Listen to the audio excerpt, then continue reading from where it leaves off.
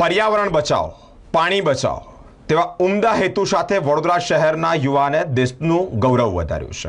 22 વર્ષીય આ યુવાન જેનું નામ સચિને વડોદરાથી કેરલા એક મંદિર શબરીમલાઈ મંદિરના દર્શન કર્યા છે, સાથે જ અનેક સંદેશો પણ આપ્યા છે। સચિન પ્રતિભાશાળી વ્યક્તિ છે, સાથે જ ઘણા બધા ખ્યાતનામ વ્યક્તિઓ પાસેથી ઘણા બધા પ્રતિષ્ઠિત વ્યક્તિઓ દ્વારા જ તેને એવોર્ડ પણ મળ્યા છે। વડોદરા શહેરમાં ઘણા યુવાનોએ પોતાની ઉત્કૃષ્ટ પ્રતિભાઓ દર્શાવી છે, પોતાનું અને શહેરનું નામ રાષ્ટ્રીય અને આંતરરાષ્ટ્રીય સ્તરે રોશન કર્યું છે। શહેરનો વધુ એક યુવાન વડોદરાથી ચાલીને કેરલા શબરીમલાઈ મંદિરે પર્યાવરણ અને પાણીના બચાવના સંદેશ સાથે સોમવારે વડોદરાથી રવાના થયો છે। 22 વર્ષીય યુવાન સચિન મુરગેસ એણે જણાવ્યું છે કે અત્યાર સુધી મેં modelling, acting, video creations, event, fashion show organise કર્યા છે। આ ઉપરાંત મોડલિંગ પણ કર્યું છે।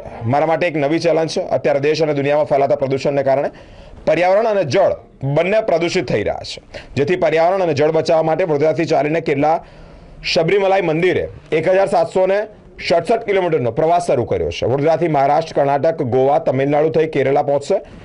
જો મારા આ પ્રયત્નથી કોઈ પણ વ્યક્તિ પર્યાવરણ અને જળ બચાવવા માટે એક ડગલું પણ ભરશે તે મારા માટે ગૌરવની બાબત છે।